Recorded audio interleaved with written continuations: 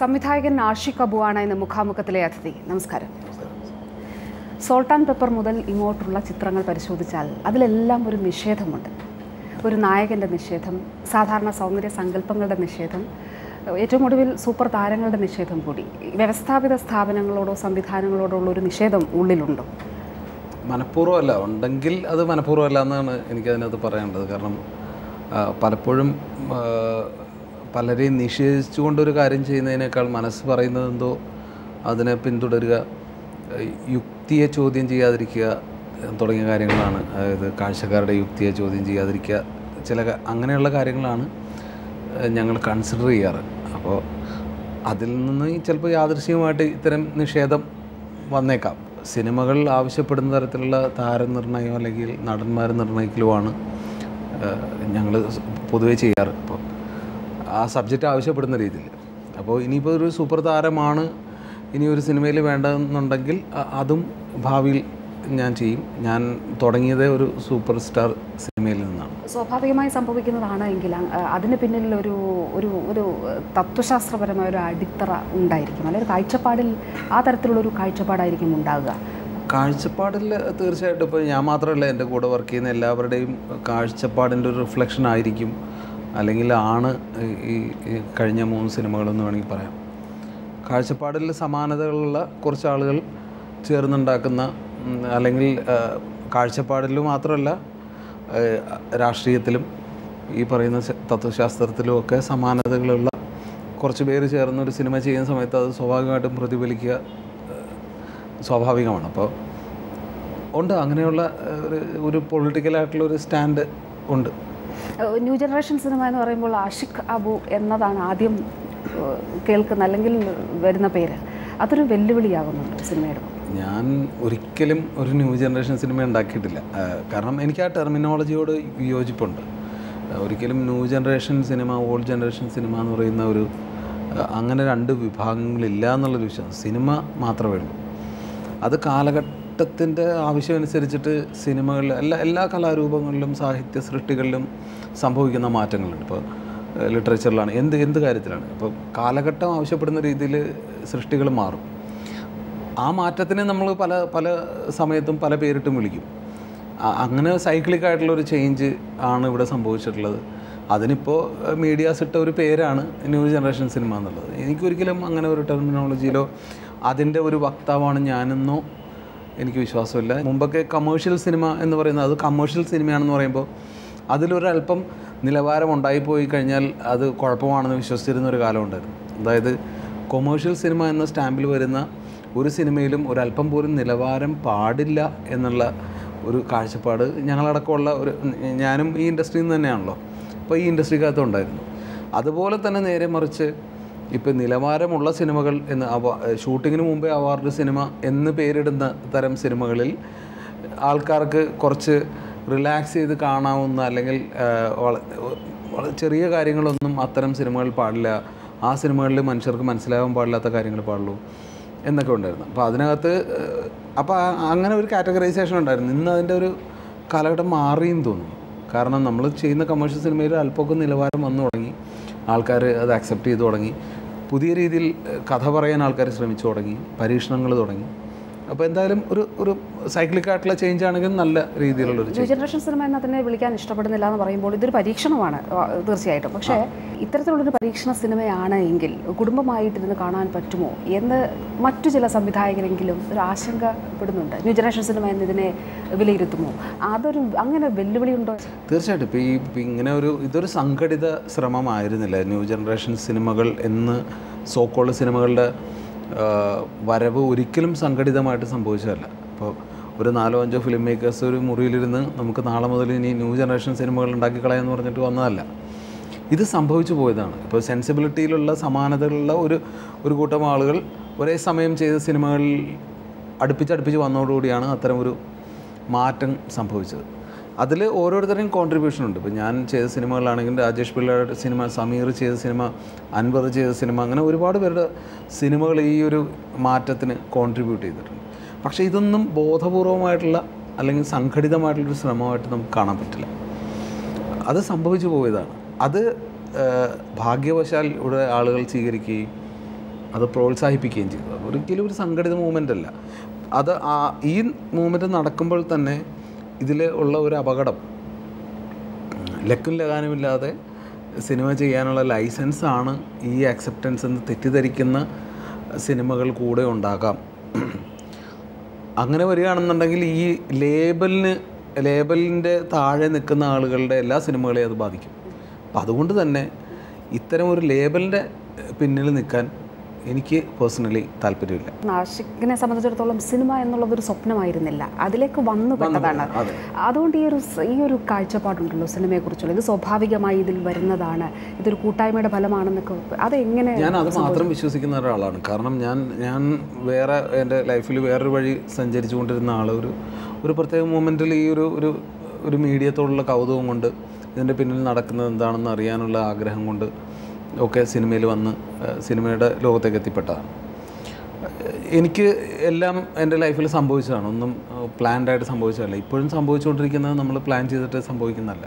ഇപ്പം ഞാൻ ചെയ്യുന്ന സിനിമകളിൽ സൂപ്പർ താരങ്ങൾ വേണ്ട, അല്ലെങ്കിൽ ഇന്ന ആൾക്കാർ മതി എന്നും തീരുമാനിക്കുന്നതല്ല. ഒരു സബ്ജക്റ്റ് വരുന്ന സമയത്ത് അതിന് പറ്റിയ ആളുകളെ തിരഞ്ഞെടുക്കുന്നത്. അതിൻ്റെ ഏറ്റവും വലിയ ഉദാഹരണമാണ് ആ തടിയ എന്നുള്ള സിനിമ ഞങ്ങൾ ആലോചിക്കുന്ന സമയത്ത് ശേഖർ മേനോനെ നായകനായിട്ട് കൊണ്ടുവരാൻ ആലോചിച്ചത്. അപ്പോൾ അതിന് എൻ്റെ ധൈര്യം എൻ്റെ കഴിഞ്ഞ 2 സിനിമകളുടെ ജനപ്രീതിയും ജനങ്ങളുടെ അംഗീകാരമാണ്. അപ്പോൾ ഞാൻ മനസ്സിലാക്കുന്നിടത്തോളം അവരോട് എനിക്കൊരു ഉത്തരവാദിത്തമുണ്ട് പ്രേക്ഷകർ എന്നുള്ള നിലയ്ക്ക്. അപ്പോൾ വേറെ ഒരു തരത്തിലുള്ള പ്രലോഭനങ്ങൾക്കോ ഒന്നും അടിമപ്പെടാതെ സത്യസന്ധമായി സിനിമയെ സമീപിക്കാനുള്ള ഒരു ഉത്തരവാദിത്തം ജനങ്ങളുടെ ഭാഗത്ത് ഈ 2 സിനിമകൾ എനിക്ക് ഉണ്ടാക്കി തന്നിട്ടുണ്ട്. ആദ്യ ചിത്രം ഒഴിച്ചു നിർത്തി പിന്നീട് ഇങ്ങോട്ട് നോക്കുകയാണെങ്കിൽ 3 ചിത്രങ്ങളും അതിൽ കഥാപാത്രങ്ങളാണുള്ളത്, നടന്മാരോ നടിമാരോ അല്ല. അതോടൊപ്പം വന്നുകൊണ്ടിരിക്കുന്നൊരു കാര്യം, ഒരു സംവിധായകൻ്റെ പേരിൽ സിനിമ പുറത്തേക്കിറങ്ങുകയാണ്, ആഷിഖ് അബു ഫിലിം എന്ന രീതിയിൽ. ഒരു പക്ഷേ ഇതൊരു മലയാള സിനിമയുടെ ഒരു ഘട്ടത്തിലേക്കുള്ള തിരിഞ്ഞുപോക്ക് കൂടിയാണിത്. അത് ഒരു ഉത്തരവാദിത്വം, സംവിധായകൻ എന്ന നിലയിൽ നൽകുന്ന ഉത്തരവാദിത്വം അത് ഇപ്രകാരമുള്ളതാണ്. ഉറപ്പായിട്ടും എനിക്ക് തോന്നുന്നു ഇപ്പോൾ എൻ്റെ 2-3 സിനിമകൾ ഓടി എന്നുള്ളത് കൊണ്ട് എൻ്റെ കാര്യം മാത്രമല്ല, സിനിമ ചെയ്യുന്ന എല്ലാ സംവിധായകർക്കും എഴുത്തുകാർക്കും ഈ പറയുന്ന ഉത്തരവാദിത്വമുണ്ട്. സിനിമ എന്ന് പറയുന്ന ഒരു മാസിനെ അഡ്രസ്സ് ചെയ്യേണ്ട സാധനം. അപ്പോൾ അതൊരു വലിയ ഉത്തരവാദിത്വം തന്നെയാണ്. അതിപ്പോൾ 10ാമത്തെ ചിത്രം ചെയ്യുമ്പോഴും 100ാമത്തെ ചിത്രം ചെയ്യുമ്പോഴും ആ റെസ്പോൺസിബിലിറ്റിയുടെ അളവിൽ മാറ്റമില്ല എന്നാണ് എൻ്റെ വിശ്വാസം. നമ്മൾ വർക്ക് ചെയ്യേണ്ടത്, ഹോംവർക്ക് ചെയ്യേണ്ടത് നമ്മളെ പ്രതീക്ഷിച്ചിരിക്കുന്ന ആൾക്കാർക്ക് അവർക്ക് എങ്ങനെ സർപ്രൈസുകൾ കൊടുക്കാം എന്നുള്ളതാണ് ഞങ്ങൾ ആലോചിച്ചുകൊണ്ടിരിക്കുന്ന കാര്യം. അതാണ് ഞങ്ങളുടെ ജോലി. പ്രേക്ഷകർ ഞങ്ങളെ ഏൽപ്പിച്ചിട്ടുള്ള ജോലി അതാണ്. നേരത്തെ പ്രലോഭനങ്ങളെ കുറിച്ച് പറഞ്ഞല്ലോ, ഏത് തരത്തിലുള്ള പ്രലോഭനങ്ങളാണ്? എന്തും ആവാലോ. ഇപ്പോൾ സിനിമ ഒരു വലിയ ഗ്ലാമറും വലിയ രീതിയിലുള്ള പബ്ലിസിറ്റിയും വലിയ പണവും ഒക്കെയുള്ള ഒരു വലിയ സെറ്റപ്പാണ്. അപ്പോൾ അതിനകത്ത് ഒരുപാട് പ്രലോഭനങ്ങളുണ്ടാവാം. സൂപ്പർ താരങ്ങളുടെ സിനിമകൾ ചെയ്യാനുള്ള തരത്തിലുള്ള ഓഫറുകളും അതിൽ പെട്ടേക്കാം. അതും ഉറപ്പായിട്ടും സൂപ്പർ സ്റ്റാർ സിനിമകൾ ചെയ്യും, ഇനിയും ചെയ്യും. കാരണം സൂപ്പർ സ്റ്റാറുകൾക്കുപരി അവർ ഇന്ത്യ അറിയപ്പെടുന്ന അതിസമർത്ഥന്മാരായിട്ടുള്ള ലോകം അംഗീകരിച്ച നടന്മാരാണ് ഈ പറയുന്നത്. നമ്മളെല്ലാവരും സൂപ്പർ സ്റ്റാർ എന്ന് പറയുന്ന ആൾക്കാർ. അവരെ കൃത്യമായിട്ട് ഉപയോഗിക്കുക എന്നുള്ള ഉത്തരവാദിത്വം ഇവിടുത്തെ സിനിമാ സംവിധായകർക്കും എഴുത്തുകാർക്കുമാണ്. അതിൽ അവർ പരാജയപ്പെടുമ്പോഴാണ് സൂപ്പർ സ്റ്റാറുകൾ താഴോട്ട് പോകുന്നത്, അല്ലെങ്കിൽ അവർക്ക് ചീത്തപ്പേരുണ്ടാകുന്നത്. അതൊരിക്കലും അവരുടെ കുഴപ്പമില്ല. ഇവരുടെ സ്റ്റാർഡം മുന്നിൽ നിർത്താതെ കഥാപാത്രങ്ങളെ മുന്നിൽ നിർത്തിക്കൊണ്ട് സിനിമ ചെയ്യാൻ കഴിയുമെന്ന് ആഷിഖ് അബു എന്ന സംവിധായകന് വിശ്വാസം. ഉറപ്പായിട്ടും അതിന് അവർ തടസ്സമല്ല. ഈ പറയുന്ന ഒരു സൂപ്പർ സ്റ്റാറുകളും അതിന് തടസ്സമല്ല. അവരെ കൺവിൻസ് ചെയ്തെടുക്കുക എന്നുള്ള ഒരു ജോലിയും കൂടെ സംവിധായകൻ്റെയോ എഴുത്തുകാരൻ്റെയോ ആണ്. അപ്പോൾ അവരെ കൺവിൻസ് ചെയ്യുക എന്നുള്ളൊരു ജോലിയും കൂടെ ഉണ്ട് നമുക്ക്. അപ്പോൾ അങ്ങനെ കൺവിൻസ് ചെയ്യുകയാണെങ്കിൽ ഇപ്പോൾ ഈ പറയുന്ന എല്ലാവരും തന്നെ എത്ര വലിയ സൂപ്പർ സ്റ്റാർസ് ആണെങ്കിലും എല്ലാത്തരം കഥാപാത്രങ്ങൾ ചെയ്യാനും നടന്മാരെന്നുള്ള നിലക്ക് ആഗ്രഹമുള്ള ആൾക്കാരാണ് അവർ. അപ്പോൾ അവരൊരിക്കലും അതിനെതിരെ നിൽക്കുമെന്ന് എനിക്ക് തോന്നുന്നില്ല. തടിയ എന്ന സിനിമയിലേക്ക് വരികയാണെങ്കിൽ, ഈ സിനിമയിൽ ഞാൻ നേരത്തെ പറഞ്ഞതുപോലെ ഇതിലെ കഥാപാത്രങ്ങളാണ്, ഇതിലെ നടന്മാർ വളരെ തീർത്തും വലിയ സ്ക്രീനിന് പരിചിതരല്ലാത്ത പുതുമുഖങ്ങളെ ഇൻട്രൊഡ്യൂസ് ചെയ്യുന്നു. അതിൽ ആഷിഖ് അബു എന്ന സംവിധായകൻ്റെ ലക്ഷ്യം എന്തായിരുന്നു? ലക്ഷ്യം തടിയന്മാരുടെ മാനസികാവസ്ഥയും അവരുടെ കഥയും അവർക്കുണ്ടല്ലോ. ഇപ്പോൾ ശരീരം ഭാരം കൂടി എന്നുള്ളത് കൊണ്ടാണ് ഇവരെയൊക്കെ നമ്മൾ തടിയന്മാരെന്ന് വിളിക്കുന്നത്. അപ്പം നമ്മളൊരു അളവുകോൽ എവിടെയോ സൊസൈറ്റി നിശ്ചയിച്ചിട്ടുണ്ട്. ഒരാളായാൽ, അയാൾക്ക് 25 വയസ്സായാൽ അയാളുടെ പൊക്കം ഇത്രയായിരിക്കണം, അയാൾക്ക് ഇത്ര പൊക്കം ഉണ്ടെങ്കിൽ അയാളുടെ ശരീരഭാരം ഇത്രയായിരിക്കണം. കുറച്ച് കൂടിക്കഴിഞ്ഞ് കഴിഞ്ഞാൽ അയാൾ അനാരോഗ്യവാനാണ്, ആരോഗ്യമില്ലാത്തവരാണ്, കൊളസ്ട്രോൾ കൂടിയ ആളാണെന്നൊക്കെയുള്ള ഒരു തെറ്റിദ്ധാരണയുണ്ട്. ഇത് ഞാൻ മനസ്സിലാക്കുന്നത് കുറേയൊക്കെ കൺസ്യൂമറിസത്തിൻ്റെ ഭാഗമായിട്ടും കമേഴ്ഷ്യലൈസത്തിൻ്റെ ഭാഗമായിട്ടും വന്നിട്ടുള്ള കാര്യങ്ങളാണ്, സ്കെയിൽ നിശ്ചയിക്കുക എന്നുള്ളത്. അതുപോലെ തന്നെ ഇപ്പോൾ നമ്മൾ ഫെയർനെസ് ക്രീമുകളുടെ കാര്യത്തിലാണെങ്കിലും എല്ലാത്തിനും ഒരു ഒരു ഒരു സ്കെയിലുണ്ട്. ഇതിൻ്റെ പുറത്തോട്ട് പോകുന്ന ആൾക്കാർക്കും പറയാൻ എന്തെങ്കിലുമൊക്കെ ഉണ്ട് എന്നുള്ള. ഇപ്പോൾ നമ്മൾ ആ അളവുകളിൽ പെടാത്ത ആൾക്കാരുണ്ടല്ലോ, ഇപ്പോൾ ഇത്ര വെളുത്തിരിക്കണമെന്ന് കറുത്തവർക്കും ഈ കുറച്ച് തടിച്ചവർക്കും ഒക്കെ പറയാൻ എന്തെങ്കിലുമൊക്കെ ഉണ്ടാവും എന്നുള്ള ഒരു ഒരു ഉദ്ദേശമാണ് ഇതിനകത്തുള്ളത്. ലക്ഷ്യം എന്ന് പറയുന്നതാണ് അവരുടെ ഒരു കഥ പറയുക. ചെറിയ കഥയാണ്, ഒരു ലവ് സ്റ്റോറിയാണ്, പറഞ്ഞു നോക്കാം എന്നുള്ളതാണ്. ഇതിൽ കഥാപാത്രങ്ങളെ കാസ്റ്റ് ചെയ്യുമ്പോൾ ഇതിൽ പുതുമുഖങ്ങൾ തന്നെ വേണമെന്ന് ശഠിച്ചത് എന്തുകൊണ്ടാണ്? ഇല്ല, കാരണം എൻ്റെ നായകൻ്റെ വലിപ്പവും ശരീരഭാരവും ഏകദേശം 120-125 കിലോ വേണ്ടി വരും. അതിന് ഇന്ന് മലയാള സിനിമയിൽ നമുക്ക് അത്രയും ശരീരഭാരമുള്ള ഒരാളെ കണ്ടെത്തുക പ്രയാസമാണ്. 30-ൽ താഴെ വയസ്സാണ് എൻ്റെ നായകനുള്ളത്. അപ്പോൾ പുതുമുഖമല്ലാതെ നമുക്ക് വേറെ മാർഗ്ഗമില്ല. പിന്നെ പുതിയൊരാളെ കാണുന്നതിൻ്റെ ഒരു സുഖവും ആ ഫ്രഷ്നെസ്സും ഉണ്ടായിക്കോട്ടെ എന്ന് വിചാരിച്ചിട്ടാണ് ശേഖരൻ നമ്മൾ കാസ്റ്റ് ചെയ്യുന്നത്. കൂട്ടായ്മകൾ എപ്പോഴും ആഷിഖ് അബുവിൻ്റെ ചിത്രങ്ങൾ നോക്കുകയാണെങ്കിൽ ഈ സൗഹൃദങ്ങളിലുള്ളവരെ സിനിമയിലേക്ക് കൊണ്ടുവരാൻ കഴിഞ്ഞ സിനിമയിലും ഈ സിനിമയിലും ഒക്കെ ഉണ്ട്. അതുപോലെ തിരക്കഥ എഴുതുന്നവർ ഇതെല്ലാം ഈ സൗഹൃദ കൂട്ടായ്മയിൽ നിന്ന് ഉണ്ടാകുന്നതാണ്. ഈ സൗഹൃദം നൽകുന്ന ഒരു കരുത്തോ അല്ലെങ്കിൽ സിനിമയ്ക്ക് നൽകുന്ന പ്രചോദനം എങ്ങനെയുള്ളതാണ്? എനിക്കിതുവരെ എന്തെങ്കിലുമൊക്കെ കരുത്തുകൾ ഉണ്ടായിട്ടുണ്ടെങ്കിൽ എൻ്റെ സൗഹൃദത്തിൽ നിന്ന് മാത്രമേ ഉണ്ടായിട്ടുള്ളൂ. കാരണം എനിക്ക് വേറെ ഒരു തരത്തിലുള്ള ബാക്ക്ഗ്രൗണ്ടും ഇല്ല. എനിക്ക് കുടുംബപരമായിട്ടോ ഒന്നും കലാപാരമ്പര്യമൊന്നും അവകാശപ്പെടാനില്ല. ഞാൻ പഠിച്ചത് എറണാകുളം ഹയർ കോളേജിലാണ്. ആ കാലഘട്ടത്തിലെ എൻ്റെ സുഹൃത്തുക്കളും ആൾക്കാരും ഒക്കെ തന്നെയാണ് എന്നിൽ എന്തെങ്കിലും ഒരു കലാവാസന ഉണ്ടെങ്കിൽ അതിനെയൊക്കെ ഒന്ന് പ്രോത്സാഹിപ്പിച്ചിട്ടുള്ളത്. അങ്ങനെ എൻ്റെ ഇടപെടലുകളിൽ നിന്നും എൻ്റെ സൗഹൃദങ്ങളിൽ നിന്ന് തന്നെയാണ് ഞാൻ എന്ന ഒരു ഫിലിം മേക്കർ രൂപപ്പെട്ടിട്ടുള്ളത്. ശക്തമായ രാഷ്ട്രീയ പ്രവർത്തനം വിദ്യാർത്ഥി ജീവിതത്തിലുണ്ടായിരുന്നു. രാഷ്ട്രീയ കാഴ്ചപ്പാടുകൾ ഉണ്ടാകാം, പക്ഷേ അത് സിനിമയിലേക്ക് പ്രവേശിപ്പിക്കാൻ അല്ലെങ്കിൽ ആ രീതിയിലൊരു സിനിമ എടുക്കാൻ ആഗ്രഹിക്കുന്നു. തീർച്ചയായിട്ടും എനിക്ക് വ്യക്തമായിട്ടുള്ള നിലപാടുകളുള്ള ആളാണ്. പക്ഷേ ആ നിലപാടുകൾ പറയാൻ വേണ്ടി മാത്രം ഒരു സിനിമ എടുക്കാൻ ഞാൻ ഉദ്ദേശിക്കുന്നില്ല. ഞാൻ ചെയ്യുന്ന സിനിമകളിൽ എവിടെയെങ്കിലും പരാമർശിക്കപ്പെടേണ്ടതാണെന്ന് തോന്നുകയാണെന്നുണ്ടെങ്കിൽ എൻ്റെ ഐഡിയോളജി മുന്നോട്ട് വയ്ക്കാൻ താല്പര്യമുണ്ട്. അല്ലാതെ എനിക്ക് ഞാൻ വിചാരിക്കുന്ന ഈ ഇത്തരം ഒരു പൊളിറ്റിക്കൽ ഐഡിയോളജി പറയാൻ വേണ്ടി ഒരു സിനിമ എടുക്കാൻ എന്തായാലും താല്പര്യമില്ല. സോൾട്ട് ആൻഡ് പെപ്പറിലും 22 ഫീമെയിൽ കോട്ടയത്തിലും വളരെ അസേർട്ടീവായിട്ടുള്ള ഫെമിനിൻ ക്യാരക്ടേഴ്സ് ഉണ്ട്. അത് തീർച്ചയായും ഒരു സാമൂഹ്യ കാഴ്ചപ്പാടിൻ്റെ അടിത്തറയിൽ നിന്നുണ്ടാകത്തായിരിക്കും. അതെങ്ങനെ രൂപപ്പെട്ടത്? അതെൻ്റെ വീട്ടിൽ നിന്ന് തന്നെയാണ്. എൻ്റെ ഉമ്മച്ചീനെ കണ്ടാണ് ഞാൻ വളർന്നത്. എൻ്റെ സിസ്റ്റേഴ്സുണ്ട് 2 പേര്. അപ്പോൾ അവരെല്ലാവരും അവരുടേതായിട്ടുള്ള പേഴ്സണാലിറ്റി കീപ്പ് ചെയ്യുന്ന ആൾക്കാരാണ്. അങ്ങനെയാണ് ഞാൻ എന്താ പറയുക സ്ത്രീകളെ കാണുന്നത്. അപ്പോൾ അവിടെ നിന്ന് തന്നെ ഉണ്ടായിട്ടുള്ള ഒരു കാഴ്ചപ്പാടാണത്. ഞാൻ സ്പെസിഫിക്കായി ചോദിച്ചാൽ ശ്വേതാ മേനോൻ്റെ ക്യാരക്ടർ ഡബ് ചെയ്ത കഥാപാത്രം ഇഷ്ടമല്ലാത്ത ചെയ്തപ്പോൾ ശക്തമായി പ്രതികരിക്കുന്ന, അതുപോലെ 22 ഫീമെയിൽ കോട്ടയത്തിലും തന്നോട് ചതി ചെയ്ത ഒരാളോട് ആ രീതിയിൽ പ്രതികരിക്കുന്ന ഒരു സ്ത്രീ. ഒരു പക്ഷേ നമ്മുടെ വീടിനപ്പുറത്തേക്കുള്ള കാഴ്ചകളാണിത്. അത് സ്വാഭാവികമായിട്ട് പിന്നീട് ഞാൻ പറഞ്ഞ തുടക്കം എന്നുള്ള അർത്ഥത്തിലാണ്. പിന്നീട് ഞാൻ കണ്ട ഒരുപാട് സ്ത്രീകളുണ്ട്. ഞാൻ പഠിക്കുന്ന കാലത്തുമൊക്കെ എൻ്റെ സുഹൃത്തുക്കളായിട്ടുള്ള ഒരുപാട് പേരുണ്ട്. അപ്പോൾ അവരിൽ നിന്നൊക്കെ ഞാൻ കണ്ട അതിശയിപ്പിക്കുന്ന സ്ത്രീകളുണ്ട്.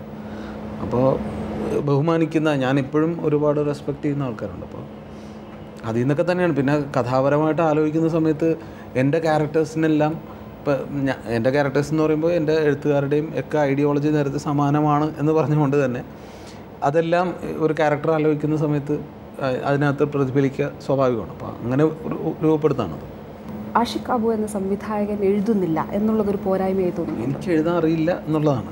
ഞാനൊരു എഴുത്തുകാരനല്ല. ഞാൻ ആദ്യം എൻ്റെ ഡാഡിക്കുൾ എന്ന സിനിമയിൽ ഒരു ശ്രമം നടത്തി എൻ്റെ സ്ക്രീൻ പ്ലേ ചെയ്യാൻ വേണ്ടി. പക്ഷേ ഞാനത് തിരിച്ചറിഞ്ഞു. എനിക്ക് വേറെ ആരെങ്കിലും അത്യാവശ്യം എഴുതാൻ അറിയാവുന്ന ആൾക്കാരെ എഴുതുന്നതായിരിക്കും നല്ലതെന്ന് തോന്നിയതുകൊണ്ടാണ് ഞാൻ പിന്നീട് പുറത്തുനിന്നുള്ള എഴുത്തുകാരെ വെക്കുന്നത്. ബാക്കി എല്ലാ ചർച്ചകളിലും കാര്യങ്ങളിലും എല്ലാം എനിക്ക് തോന്നുന്ന കാര്യങ്ങൾ ഇവരോട് പറയാറുണ്ട്. അങ്ങനെ ഒരു കൂട്ടായിട്ടുള്ള ശ്രമമാണ്. ന്യൂ ജനറേഷൻ സിനിമ എന്ന ലേബലിൽ വരുന്ന സിനിമകൾ മിക്കതും മറ്റു പല രാജ്യാന്തര സിനിമകളുടെയും കോപ്പിയാണ് എന്ന് പറയാറുണ്ട്. സിനിമ മാറുന്നു, പരീക്ഷണങ്ങൾ ഉണ്ടാകുന്നു എന്നൊക്കെ പറയുമ്പോഴും ഇത്തരത്തിലുള്ള പകർത്തി എഴുത്തുകൾ ഉണ്ടാകുന്നുണ്ട്. എന്ത് പറയുന്നതിന്? അല്ല, എനിക്ക് പകർത്തി എഴുതുന്നതിനോട് എനിക്ക് യാതൊരു താല്പര്യമില്ല. പക്ഷേ ഞാൻ പലതവണ ഞാൻ ആലോചിച്ചിട്ടുണ്ട് ഞാൻ എങ്ങനെയാണ് സിനിമ ഉണ്ടാക്കുന്നത്. അതിനെനിക്ക് കിട്ടിയ ഉത്തരം എന്താണെന്ന് വെച്ച് കഴിഞ്ഞാൽ ഞാൻ കണ്ട സിനിമകൾ തന്നെയാണ് എൻ്റെ ഇൻഫ്ലുവൻസ്. ഒരുപാട് സിനിമകൾ കാണുകയും ഇൻഫ്ലുവൻസ്ഡ് ആവുകയും ഇൻസ്പയർഡ് ആവാതെ ഒരിക്കലും ഒരു സിനിമ ഒരാൾക്ക് ചെയ്യാൻ പറ്റില്ല. നമുക്ക് ഈ കോപ്പി അടിച്ച സിനിമകൾ അയാളുടെ പ്രതിഭ എന്താണെന്നുള്ളതും അയാൾ ചെയ്ത പടം കണ്ടറിയാൻ പറ്റും. പലപ്പോഴും സംഭവിച്ചിട്ടുള്ള ചിലപ്പോൾ കോപ്പി അടിച്ച സിനിമകൾ ഒറിജിനലിനേക്കാൾ നല്ലതായിരിക്കും. പേഴ്സണലി ഞാൻ പറയാം, ഫോർ ബ്രദേഴ്സിനേക്കാൾ എനിക്കിഷ്ടപ്പെട്ട സിനിമ ബിഗ് ബി ആണ്. അതിൻ്റെ ഒറിജിനൽ എന്ന് പറയുന്നത് ഫോർ ബ്രദേഴ്സാണ്. അത് അമലും സംഭവിച്ചിട്ടുള്ള കാര്യമാണ്. പക്ഷേ എനിക്ക് പേഴ്സണലി ഇഷ്ടം അതിൻ്റെ പകർത്തിയ വേർഷനിലേക്കാണ്, അതിൻ്റെ ഒരു കേരള വേർഷൻ അല്ലെങ്കിൽ മലയാളം വേർഷൻ എന്നുള്ള. നമുക്കൊരിക്കലും സിനിമ ഫ്രെയിം ടു ഫ്രെയിം അതുപോലെ തന്നെ ഒരു ക്രിയേറ്റിവിറ്റിയും ഇല്ലാതെ കോപ്പി ചെയ്യാൻ പറ്റില്ല. ഒരു ജെനുവിൻ ക്രിയേറ്റിവിറ്റി ഇല്ല. ഈ ജെനുവിൻ നമ്മൾ എവിടെ നിന്ന് ഉണ്ടാക്കി കൊണ്ടുവരും എന്നുള്ളൊരു സംഭവം കൂടെ ഉണ്ട്. കാരണം അത് എപ്പോഴും നടക്കുന്ന കാര്യമല്ല. ഇപ്പം ഞാൻ കിൽബിൽ, ഏക് ഹസീനാദി, കാബറെ ഡാൻസർ എന്നീ 3 സിനിമകൾക്ക് ഫിലിമോഗ്രഫി കൊടുത്തിട്ടാണ് 22 ഫീമെയിൽ കോട്ടയം എന്നൊരു സിനിമ ചെയ്തത്. അതിൻ്റെ ക്ലൈമാക്സ് ഈ 3 സിനിമകളിലും ഇല്ലാത്തതാണ്. അപ്പോൾ ഇതെല്ലാം കൂടെ ഇപ്പോൾ 3 സിനിമ വെച്ച് കഴിഞ്ഞാൽ ഒരിക്കലും 22 ഫീമെയിൽ കോട്ടയം ആവില്ല. അപ്പോൾ അതുകൊണ്ട് തന്നെ അതിൻ്റെ ഫിലിമോഗ്രഫി റെഫറൻസ് നമ്മൾ കൊടുത്തു. ഇതിന്ന് ഇൻഫ്ലുവൻസ്ഡ് ആണ്.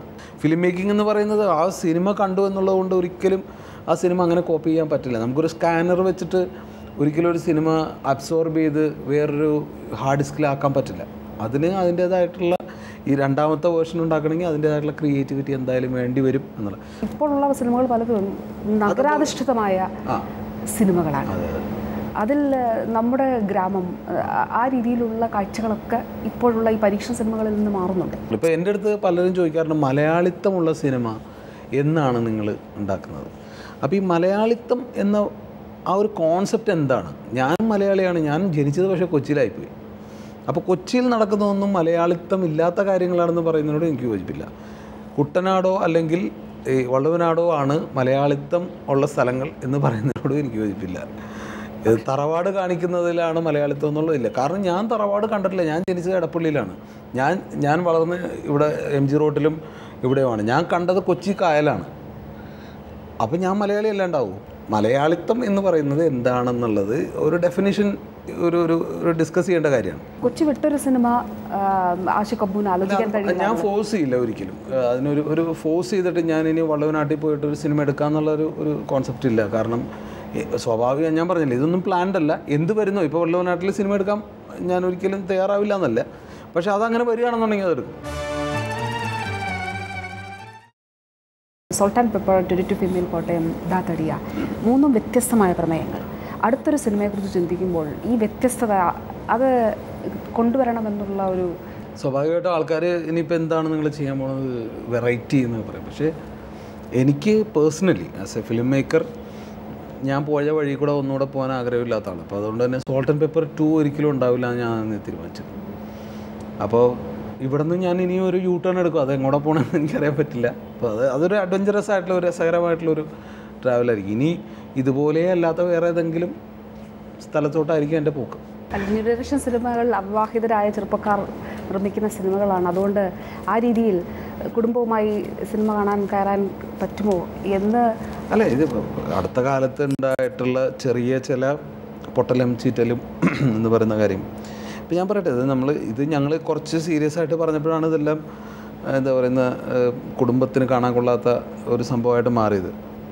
അത് ചില ആൾക്കാരുടെ ഭാഗത്തു നിന്ന് അങ്ങനെ ഒരു പ്രശ്നം ഉണ്ടാവുന്നുള്ളൂ. വേറെ കുറച്ച് ആൾക്കാർ ഇത് തുറന്ന് പറയാൻ നിങ്ങൾ മാത്രമേ ഉണ്ടായിരുന്നുള്ളൂ എന്ന് പറയുന്നുണ്ട്. അപ്പോൾ അഭിപ്രായം രണ്ടുണ്ട്. ഇപ്പോൾ വളരെ ഇവിടുത്തെ ഭയങ്കര കമേഴ്ഷ്യൽ സിനിമകളിൽ, ന്യൂ ജനറേഷനെന്നോ അല്ലെങ്കിൽ ഒരു ഇതും പേരില്ലാത്ത ഇവിടുത്തെ കമേഴ്ഷ്യൽ സിനിമകളിൽ ഇതിലും വലിയ ദ്വയാർത്ഥ പ്രയോഗങ്ങൾ, എന്താ പറയുന്നത്, വളരെ തമാശക്ക് വേണ്ടി ഉണ്ടാക്കുന്ന ഒരുപാട് അല്ലേ അതുണ്ട്. പക്ഷെ അതൊന്നും ഈ കണക്കിനെടുക്കുകയില്ല. പക്ഷേ ഗൗരവമായിട്ട് ഇപ്പം എൻ്റെ 22 ഫീമെയിൽ കോട്ടയം എന്നുള്ള സിനിമ വളരെ ഗൗരവത്തോടെ ഞങ്ങൾ കൈകാര്യം ചെയ്ത ഒരു സിനിമയാണ്. തമാശക്ക് വേണ്ടിയിട്ടല്ല അതിനകത്ത്. ഇനി എന്തെങ്കിലും ഔട്ട് ഓഫ് ദ വേ പറഞ്ഞിട്ടുണ്ടെങ്കിൽ അതിനകത്തൊരു വാക്ക് ഉപയോഗിക്കേണ്ടി വന്നു. അതിനും പവർഫുള്ളായിട്ടുള്ളൊരു വാക്ക് ഞങ്ങൾക്ക് ആലോചിക്കാൻ പറ്റിയില്ല. അപ്പോൾ അതങ്ങനെ ഉപയോഗിച്ചതാണ്.